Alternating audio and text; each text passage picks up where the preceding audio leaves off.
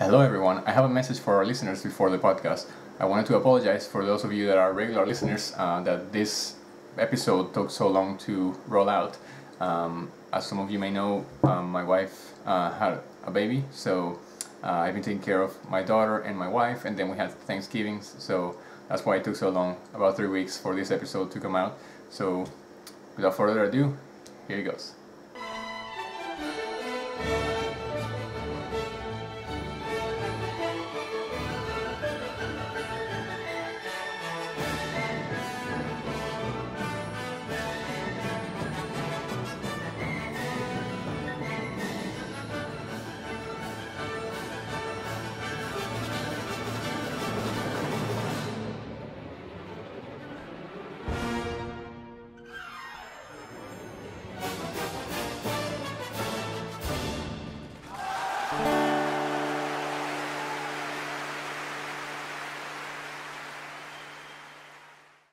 Hello and welcome to another episode of the Symphonic podcast. My name is Bernardo Miethe, and with me, as always, is... Well, I'm Andrew Owen. Yes, and today we're going to be talking about Philip Glass, a composer that's still alive, and I think this might be the second composer that's alive that we've talked about in this podcast. Is that correct, Andrew? Yes, I think so, yeah. I think so. So Philip Glass is an American composer. He continues to have tremendous impact on contemporary music. His brand of music is often described as minimalism. Glass music and his approach to creating it are thoroughly modern, even revolutionary, some people say, making him one of the most provocative, commercially successful, and controversial composers of his generation. William Duckworth in Talking Music had this to say: Glass's music can be found not only at the opera, where he reigns supreme as America's most successful living composer, but at the ballet, on television, in symphony halls, films, jazz clubs, and even the occasional sports stadium. So, according to Duckworth, Glass is very important. Sure. I mean, a lot of people seem to like Glass. A lot of people dislike the guy. I've always enjoyed his music tremendously. Yeah, as you say, people do refer to the music as minimalism, but my understanding is that he does not tend to enjoy that term. That term, yeah. I think that word was coined by Michael Nyman, the guy that wrote the music for that really freaky movie called The Piano, where the lady gets her fingers chopped off. Anyway, yeah, the word minimalism is going to. Right now, I think his music probably falls into what the musicologist Kyle Gahn calls the post-minimalism. In a sense, it's usually now it's through composed throughout itself, rather than being just you setting up certain parameters and the piece composing itself. Yeah. He actually composes all the way through. So a bit about Philip Glass's life. He was born in 1937, January 31. He was born in Baltimore, Maryland. His interest in music developed from an early age, thanks to his father's eclectic tastes. His father owned a radio repair shop or a record store, and a record store, same thing. So Glass heard everything from Elvis Presley records to obscure composers like Foote and Gottschalk. So he had lots of he took in lots of musical influences, not only from popular music, but from non-popular music, the music of Louis Marie Gottschalk and those guys. The guy that himself studied and was a friend with Franz Liszt, good old Gottschalk. His father typically brought home the 78 RPM records that did not sell. So the biggest impressions on Glass during this period were made by Schoenberg, Anton Webern, and Berg. We can assume that those records did not sell. Yeah. Poor Schoenberg. Yeah, poor guy.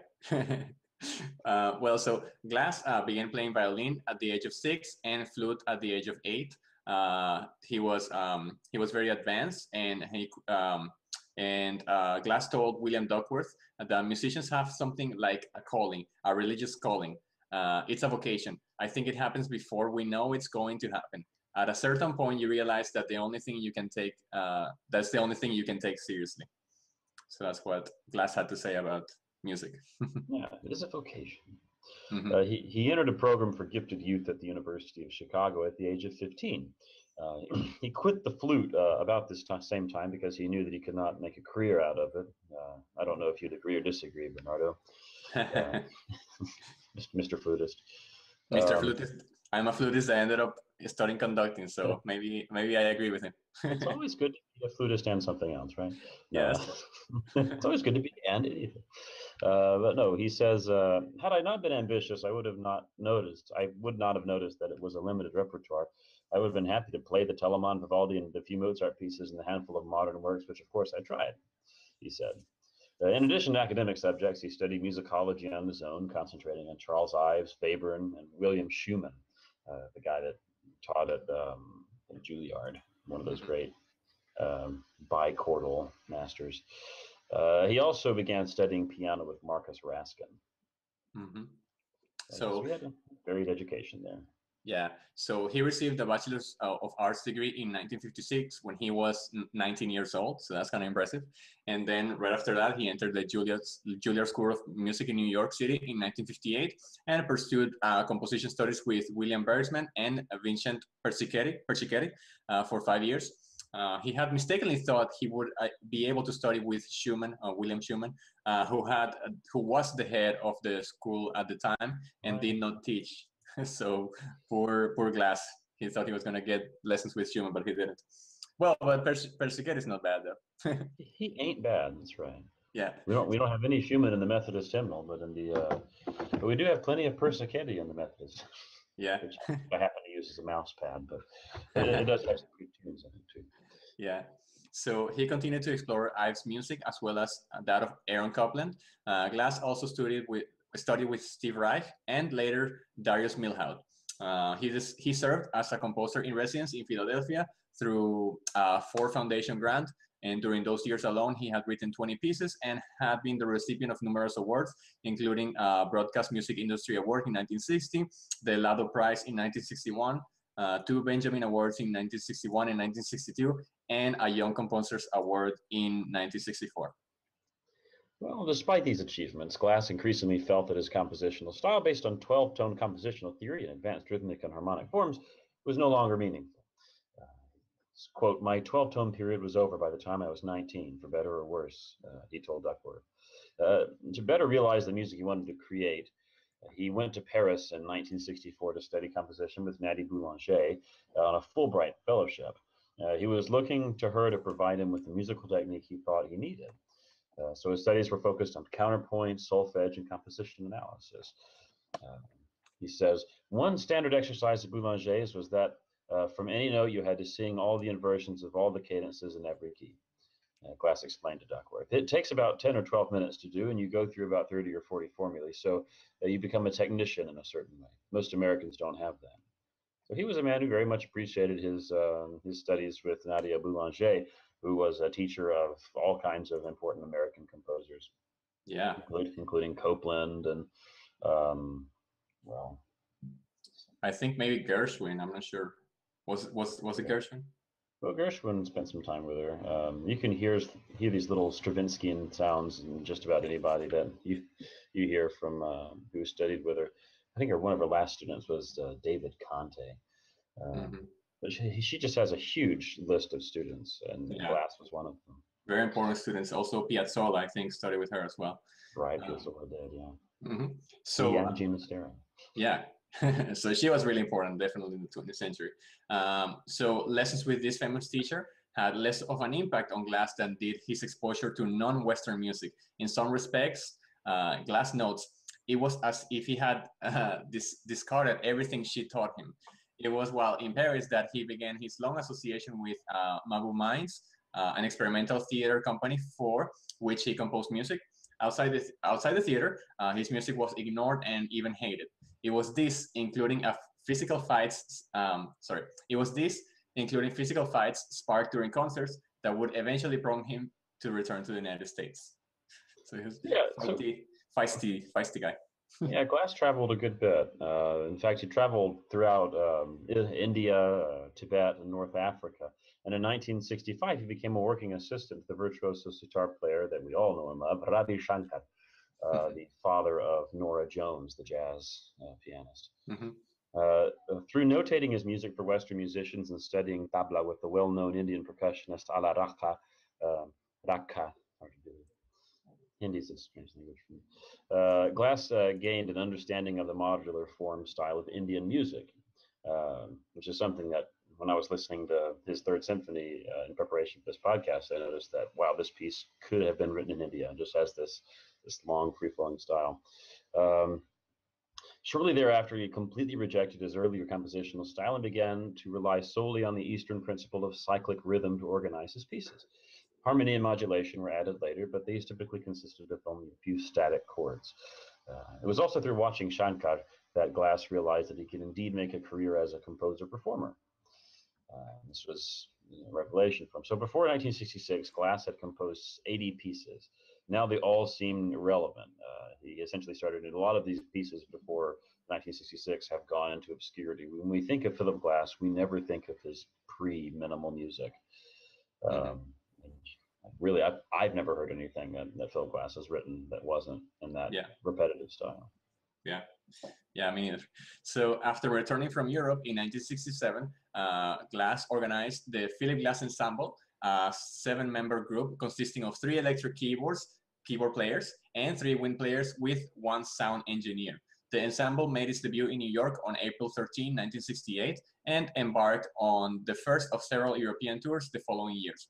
Notable works from this period include Pieces in the Shape of a Square from 1968, Music in Similar Motion from 1969, Music for Voices from 1972, Music in 12 Parts, written between 1971 and 1974, and Music with Changing Parts, written in 1971. A double album and the first release by Glass Chatham Records. Chatham, yeah. He got a lot of good things out there in the late 60s, early 70s, real early. So Glass's reputation as a serious composer did suffer during the period, in part because he was not an academic composer. He wasn't going along the same veins as modern composers around him. He was really kind of reacting against it. So Foundation supporting any music composition snubbed him because his music was too simple. I mean, it was too, I guess, repetitive. It didn't follow the same kinds of complexity, the same kind of complexity that modern other contemporary composers were using. It was still a very contemporary sound. It just was not as sophisticated as they thought was necessary. So through the early years of the ensemble, Glass worked temporary day jobs. He worked as a crane operator, furniture mover, plumber, taxi driver, that kind of stuff to support the group. He wanted to be self-sufficient. He wanted to be independent. So he said, I wanted to put myself in a position where I could create what I wanted without having to answer to a council of elders about whether I was a serious composer, quote unquote, which he told the Smithsonian. So he continued to work these odd jobs, these day jobs, until 1978, when the combination of a grant and a commission from the Netherlands Opera freed him to fully concentrate on composition for a while. Yeah. So Glass controlled his music from its creation, including securing the copyright of it, then allowing only the ensemble to play and record it. He said, I felt that if I had a monopoly on the music, that as the music becomes known, there would be more work for the ensemble, he told Duckworth. So for the next 11 years, the only people who played my music was the ensemble. So he had us kind of like I guess you could say a symbiotic relationship where he helped the ensemble, then the ensemble helped him. Oh, sure. And it's a monopoly. It's like exactly like Ludi and all those other folks that have monopolies. It was this unique approach to the economics of music that also gave sort of set Glass apart from his peers. He says, I figured that if I could get the publishing company working, then I wouldn't have to work again. This is what he said, and it turned out to be true. In fact, you can make a living and you can do the music that you want. It takes a combination of a lot of different skills. Don't forget, I began working in a record store when I was a kid. The first thing I knew about music was that you sold it. In other words, people paid for it, he said. So he was very involved in the economics of music. Yeah. So slowly, Glass was creating a name for himself. The appearance of the ensemble at the Royal College of Art in London in 1970 drew support for his work.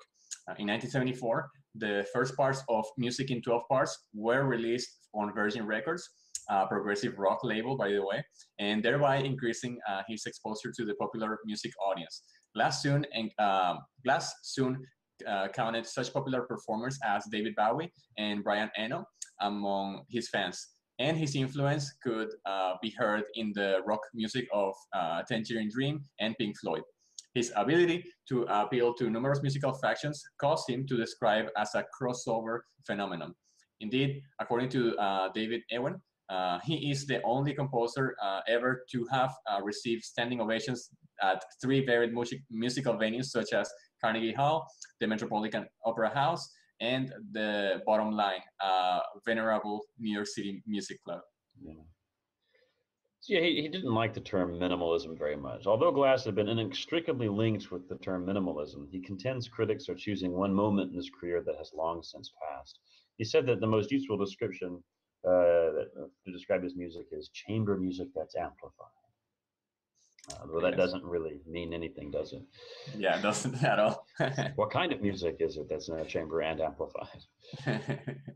So minimalism, which the term minimalism, which was in vogue as a compositional style in the late 1960s, emphasized a simplification of the music rather than complex musical structures such as harmony, melody, modulation, and rhythm, just like you said before.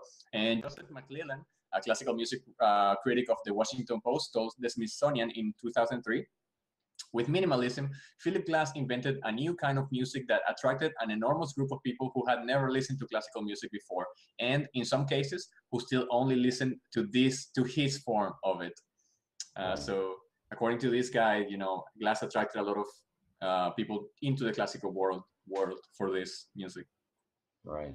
So the difficulty, according to Glass, is that the word doesn't describe the music that the people are going to hear. She told Duckworth in a late 90s interview. I don't think minimalism adequately describes it, he says. So even in 2003, Glass was protesting. It's a term invented by journalists. I never liked the word, but I liked the attention. The term became a kind of shorthand for people who were making music that was a radical return to tonality, harmonic simplicity, and steady rhythms. So, I mean, he's just having these semantic arguments, but the fact remains that the music has broken down some of the basic bits of music into its most basic parts, and is creating something entirely new from it, something that really hadn't been done before, this emphasis on repetition. Yeah, so Glass does indeed utilize repetitive cycles of rhythm, similar to Hindu ragas, which change slowly over long periods of time and are said to produce a trance-like state in some listeners. Certainly, his work does fuse together the Eastern musical concepts of space, time, and change with Western musical elements such as diatonic harmony. And I think one of the ways that this kind of music is described is kind of like meditative, Well, but I mean, that, of course, that's a generalization, but I've heard it being described as meditative. Oh, for sure. I mean, it puts me in a trance sometimes. You just get in this mode when you're listening to it. It's sort of I don't know, just in a different state. Sort of think of the whirling dervishes just going for long periods of time, and the mind just going in really surprising directions as a result of that kind of simplicity. So Glass's alliance with the visual arts prompted a collaboration with Robert Wilson at some point in his life, who was a painter as well as an architect and a leader in the world of avant-garde theater. Einstein on the Beach, which is one of Glass's best-known works, was enthusiastically received at its premiere in Avignon, France, on July 25, 1976, and was a sellout when performed in New York at the Metropolitan Opera. It's a hugely successful work, and I've heard the work. It's surprising that it was so popular sometimes. You just if your whole idea of the piece is from listening to a snippet and just hearing the just how repetitive the little snippet is, you can sort of miss the point. But if you're actually in the whole show and you watch the whole thing happen, I imagine it's kind of cool. So it was more of a series of events than an opera. This full-length stage work explores through dance and movement the same concepts of time and change that Glass investigated through music. So several characters appear as Einstein, one playing repetitive motives on a violin. A chorus intones repetitive series of numbers and cliches: 1 2 3 4 1 2 3 4 5 1 2 1 2 1 2 3 1 2 3 1 2 3, that kind of stuff. Dancers and actors perform repetitive actions such as moving back and forth across the stage in slow motion. So Einstein on the Beach has less to do with meaning than concept. Go to Einstein and enjoy the sights and sounds, advises Robert Wilson in one interview. Feel the feelings they evoke. Listen to the pictures, he says. It's just sort of an experience. So Glass followed this work with other theater successes. Satyagraha, commissioned by the city of Rotterdam in 1980, is the ritual embodiment of pacifist spirituality. It's based on the life of Gandhi. The opera unfolds as a series of tableaux tracing his early life. The libretto is derived solely from the Bhagavad Gita and is sung in Sanskrit. It is said to be one of Glass's most lyric works. That's a pretty work. Although during this decade, Glass composed The Photographer, which is a chamber opera based on the life of the early 20th century inventor Edward Muybridge, which is premiered in Amsterdam in 1982, and Akhenaten, which was his third opera, produced at the Stuttgart Opera in 1984. So he was a pretty busy guy in the operatic world. In addition, Glass began scoring for films. Most notably among these early film works are Koyani Scazzi, which was very successfully received at the New York Film Festival in 1982. It marked the beginning of his collaboration with the filmmaker Godfrey Reggio. This was the first in a trilogy of films. The music from this film is an integral part of the ensemble repertoire and continues to be frequently performed by the group live. That same year, he released Glassworks, his first and one of the only first ever digital recordings of his own music. So it consisted of short pieces and was mixed specifically to take advantage of a new consumer electronic device called the Walkman, which some of you might even remember. Glass continued composing, including numerous works for Mabumine, or Mabumines. I actually don't know that term very well.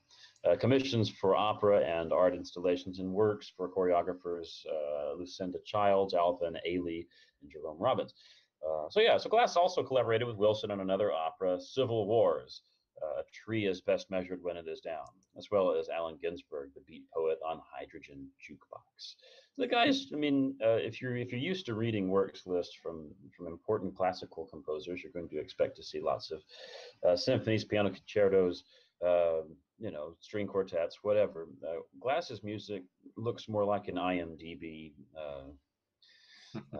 credit list. I mean, all the works have these really creative titles, and were produced as a way of making money in several ways. I mean, where money is just as important as the art in some regards. I don't know. I mean, he understands that music should sell, and that's his one of his big motivations. That's okay. Yeah. So Glass continued his collaborative efforts into the 1990s and beyond. He composed 3 operas based on films by the late Jean Cocteau, who is a French author and movie director. Orphée was composed by Glass in 1993, followed the soundtrack of the film very closely. Another one is La Belle et la Bête from 1994, and Glass went one step further, stripping the film of its soundtrack and creating a live and carefully synchronized operatic accompaniment that took its place among his finest and most exciting works. In another one of these, in Les Enfants Terribles from 1996, Glass teamed with choreographer Susan Marshall to tell the story through instrumental music and dance rather than singing. So So since 1983, Glass continued to score for films such as Mishima and Thin Blue Line, prompting Billboard to note that few classical composers can boast a relationship with film music as innovative and dynamic as that of Philip Glass, quote unquote. He would later add 2 Academy Award nominations to his long list of accomplishments. So he's one of these guys that is just, he might be the best known living composer. Just people do know about this guy. In fact, there was this really nice spoof of his music on South Park a little while back, several seasons ago, when they couldn't have a Christmas pageant at school because it was too sectarian. So they had to hire Philip Glass in the show to create an opera that was create a nice little pageant that's not so sectarian, which involved everyone being in these really dark gray or dark green jumpsuits and just sort of going around Philip Glass music. So he's well known enough to have made it into a South Park episode. So he's someone who does have a lot of fame outside of just the writing notes on a page and having people play it scene. So in 1997, Glass composed and recorded a symphony based on the David Bowie album Heroes. One reviewer remarked in New Statesman that Glass needed to be credited his help in taking a giant hammer to the wall, traditionally separating classical and rock music. In the same article, Glass commented that just as composers of the past have turned to music of their time to fashion new works, the work of Bowie became an inspiration for symphonies of my own. So Glass released I Was da Amazônia in 1999 that relied heavily on Brazilian influence, and he also produced his Symphony Number 2, which was released on None Such Records, which received a lot of critical attention, a lot of praise. He continued creating many new works and made a short solo tour of Europe in that year, 1999. Now we're getting into years that I can remember. Mm-hmm.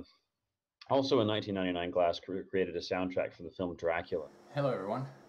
We're stopping the podcast here because we were trying a new recording device. We were trying to use Google to record this time, and for some reason, the video that we recorded erased about 20 minutes of podcast. So I'm going to kind of recap what was said in those 20 minutes so that we can move on from there, okay? So Glass continued to find interesting collaborative efforts as the year 2000 approached. He and Wilson worked together again with Chrysler Walsall Construction Company on a unique digital film performance called Monsters of Grace, which combined ancient poetry with modern ideas and technologies. This piece, Monsters of Grace, combines technology, poetry, animation, and music into a meditative 3D opera. And this is what a contributor to Computer Edge magazine in 1999 wrote. He said that the production, which takes its name from Shakespeare's Hamlet, uses computer animated film rather than live actors, as live musicians perform the score. The production film is said to rival Toy Story or A Bug's Life in its digital complexity, and is the longest digital film, probably the longest stereoscopic film to date. It was Glass who suggested using Coleman Barks' translations of the mythic poet Rumi of Monsters of Grace lyrics. So let's move on and talk about some of Glass's work habits. Glass, of course, is still alive, so he works every day. This he attributes to Boulanger's influence. He typically works from 6 a.m. until noon. Afternoons are devoted to working in the studio. He tries to listen to new works 1 or 2 times a week and sets aside one afternoon each week to speak to people. He also uses sampling to help speed the composition process, and has said he is limited only by how much music he can write, which seems to still be prolific. So in case some of you don't know, sampling is a technique that is used. It's basically recording instruments, real instruments, and using those recordings to emulate what an orchestra sounds. So that's what sampling is. And of course, it doesn't only have to be orchestra, it can be other instruments, all kinds of instruments. And right now, the technology is so good that just our regular software for writing music already has some sampling in it. So after you write the composition, you can just play it, and it sounds more. As the technology moves on, it's starting to sound more and more like a real orchestra. So. Glass told Mark Pendergast in the Ambient Century from Mahler to France, The Evolution of Sound in the Electronic Age. This is a book that Pendergast wrote, and Glass told Pendergast, if we worked bankers' hours, we'd get nothing done.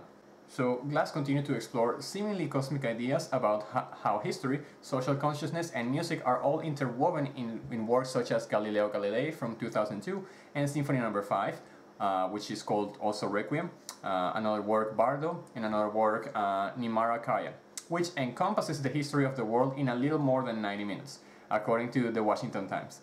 Some reviewers observed his work has a meditative quality, no doubt linked to his practice of Buddhism. And I think we talked about this throughout the podcast, that a lot of this music that is very repetitive, of course we have Glass and all these minimalistic composers, is also, this music is also thought of as meditative. Composers like Arvo Part also are thought of in this manner. So, writing in the New Republic in 2000, John Rockwell, editor of the Arts and Leisure section of the New York Times, took Glass to task for being tired and tedious, writing that his work has declining quality and that decline can be described. Rockwell contends that since about 1984, Glass lost faith or interested in compositional devices such as repetition and periodization, becoming too restless, too willing to accommodate conventional taste. He added that Glass now panders nervously to his audience in the fear they may be bored, and his pandering undercuts the radical, hypnotic aura of his early music. So here's an example of somebody that doesn't like Glass music. And so Rockwell continues, artists have a way of surprising and defeating their critics. At least he's still working. He did not quit while he was ahead or retire early. There's still no firm opinion as to the legacy of Glass. Glass will live. Pendergast observed it is Glass' contribution to electronic music that is most undervalued. It was Glass who popularized the early Farfisa portable organs and brought the polyphonic synthesizers in the 1970s into concert halls. So at least Rockwell gives some credit to Glass here. David Schiff, writing in the Atlantic Monthly in 2001, observed Glass is probably the one American composer since George Gershwin whose music could work equally well in a cocktail lounge or a concert hall. The music world has not yet made up its mind whether this is a good thing. This is all quotes by this person, David Schiff. Of course, we don't know. We don't know if Glass's music will be revered in some centuries. Of course, I'm sure it will be studied, but we don't know if it will be, another Stravinsky or another Beethoven. We don't know how history will treat Glass. But I mean, we're still talking about him. We're still performing his work. So for the time being, he's still okay in the musicians' minds. So some of the awards that he has won, we have the Broadcast Music Industry Award in 1960, we have the Lado Prize in 1961, we have the Benjamin Award in 1961 and 62, we have the Ford Foundation Grant in 1962, we have the Young Composers Award in 1964, Musician of the Year of Musical America in 1985, and the Golden Globe Award for The Truman Show in 1999. So that's a very big film, a very important film, and he wrote the music and he won the Golden Globe Award for that movie. Okay, so we're moving to Symphony Number 3. We're gonna talk about two pieces today. So we're gonna start with Symphony Number 3, which was composed in 1995, and this was commissioned by the Wurth Foundation for the Stuttgart Chamber Orchestra.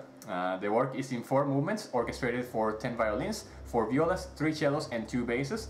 The premiere, conducted by Dennis Russell Davies, took place in Künzelsau, Germany, on February 5th of 1995. So this was composed for the 19 string players of the Stuttgart Chamber Orchestra, and Philip Glass' Symphony No. 3 was designed to treat every musician as a soloist. This treatment is particularly evident in the third movement, where almost every player is given a distinct line of their own, and each member of the violin section plays the main melody in their turn. The work is considered to be one of Glass's most classical or traditional works. The work fell naturally into a four-movement form Mr. Glass has written. And even given the nature of the ensemble and solo writing, it seems to have the structure of a true symphony. And this is what Glass said about his symphony, that this is, it has a structure of a true symphony, even though it has all this solo writing. But I mean, as you listen to it, and we're gonna play this, it's still, you can clearly hear the minimalistic, structure, the minimalistic texture that we would find in Glass's compositions. So the opening movement, a quite moderately paced piece, functions as prelude to movements 2 and 3, which are the main body of the symphony. The first movement is elemental in nature, initially based on pulsing Cs, but giving way before long to contrasting scales. It is soft and brief, evocative of the composer's earlier string quartets, and acts as a prelude to the faster and more lively second movement, which begins with running eighth notes that immediately signal a change in texture and harmonic breadth. The movement progresses to a series of abrupt metric changes and ends when it moves without transition into a new closing theme with pizzicato counterpoint. The second movement has fast-moving compound meters, which explores the textures from unison to multi-harmonic writing for the whole ensemble. It ends when it moves without transition to a new closing theme, mixing a melody and pizzicato writing. Slashing unison figures seem to recall the classical American symphony for strings, which is William Schumann's Symphony No. 5 of 1943. So, as we talked about before, Glass wanted to study with this person, with William Schumann, and so we see a nod here to Schumann's Symphony No. 5.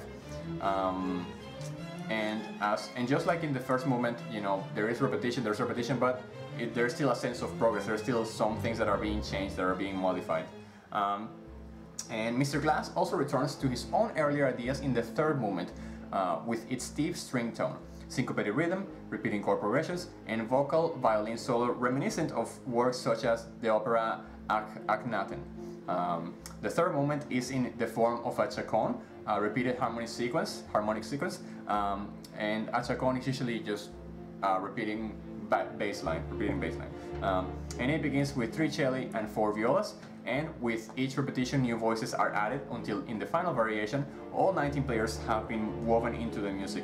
The third movement forms the core of the piece, taking the form of a dark, slow building chaconne, beginning with a ground bass in the cellos and violas. The rest of the orchestra joins the pattern with each repeat, setting in place a layered effect before a solo violin introduces a high kneeing cantabile melody over the accumulated rhythmical tissue. The melody passes to a different member of the violin section with each repeat, as the other instruments continue to build the underlying structure. And the movement ends abruptly once the theme has reached its peak and all instruments have been included. So just like we talked about before, even though there's repetition, there's still forward momentum towards a conclusion. Okay. The last moment, the energetic fourth moment, which is a short finale, recapitulates and develops material from the end of the second moment, with brisk chords intersected by short chromatic runs. These chromatic sequences come to dominate as the second movement progresses, taking over from the earlier chord stabs and steering the movement into its closing theme. A new closing theme is introduced to bring the symphony to its conclusion. This vigorous finale continues to a 3-3-2, 3+3+2 rhythm, punctuated by strange chromatic passages that yank the music into new harmonic territory.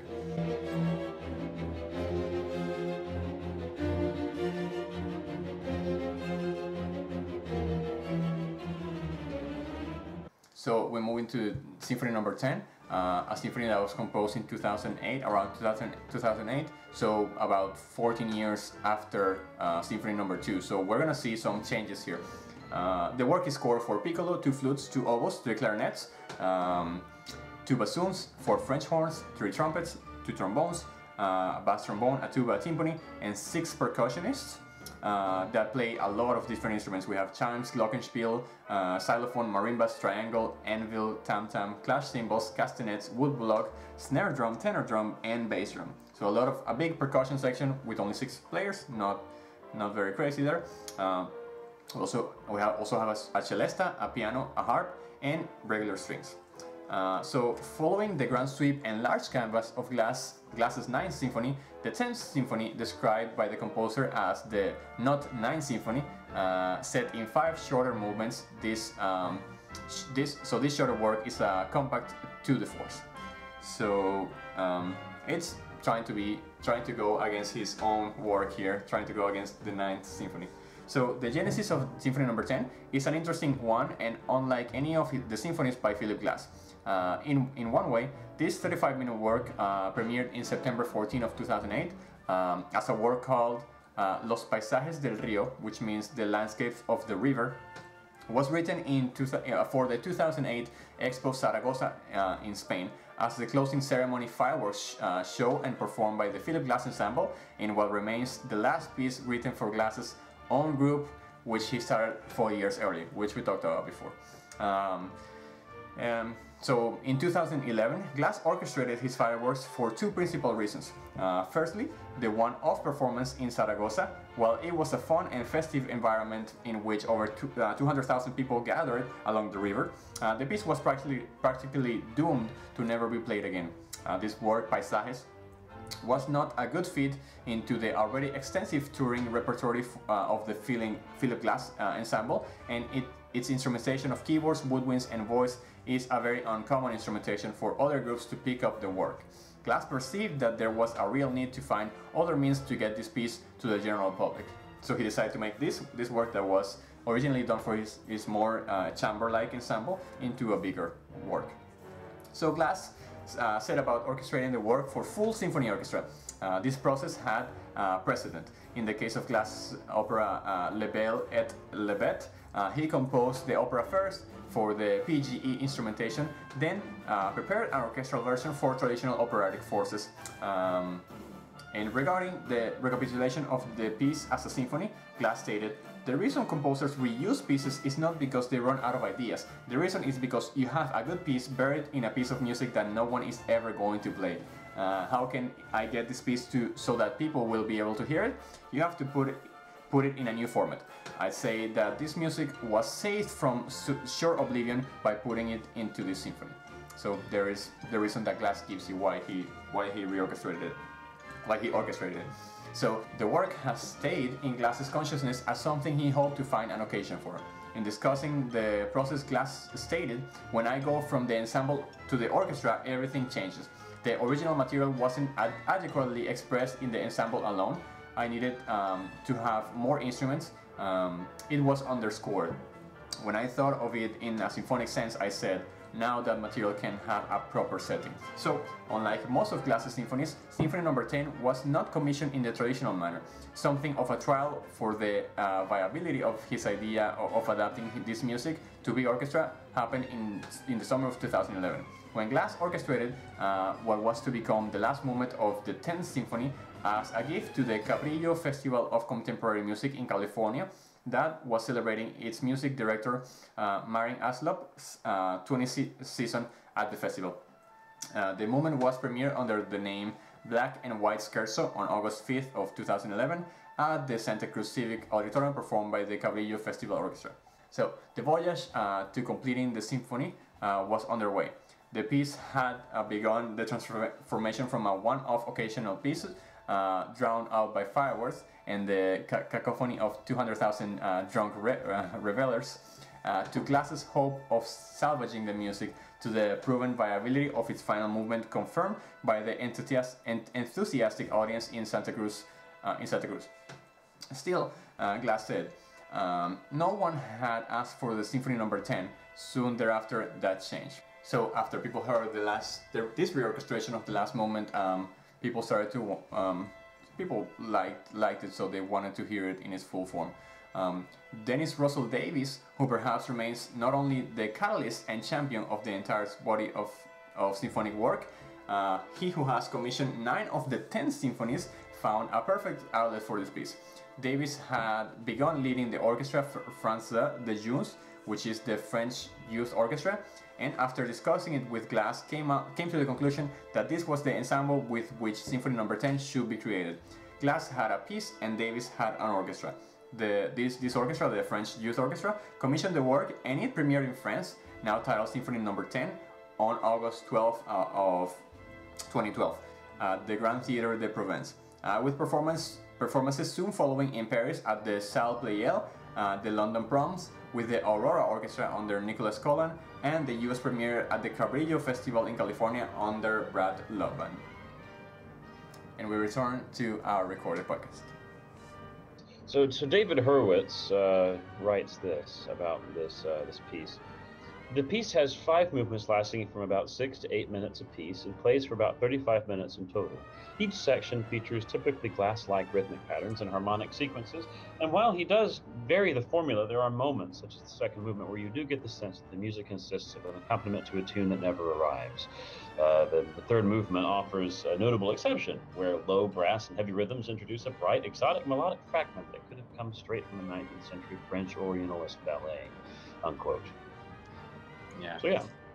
Yeah, and after listening to, in my opinion, after listening to this work, each movement has different sections that are slightly different from the last, and this gives forward momentum. The same thing that we talked about in the previous work, that his music, even though it's repetitive, is moving forward.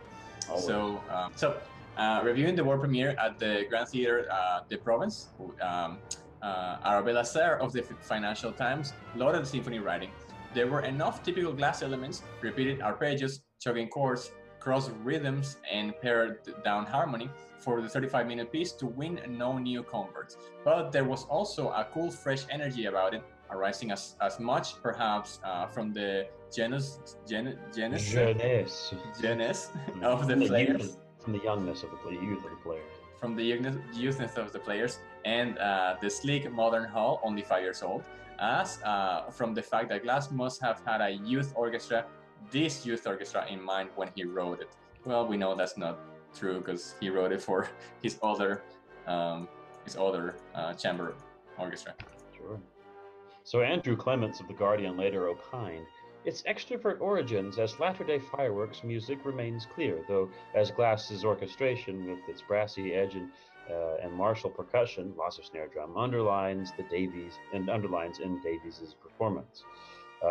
Quilapcion of Gramophone also gave the work moderate praise, writing, "The work opens and ends effectively enough for the darkly exuberant first and flamboyant fifth.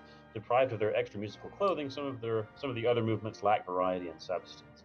The slow seconds gradually unfolding two-note melody is only enlivened by pulsing patterns in percussion and brass, while the third's endless tonic dominant oscillations and fourth's paradiddle patterns struggle to hold interest." Paradiddle is a technical term from the percussion field.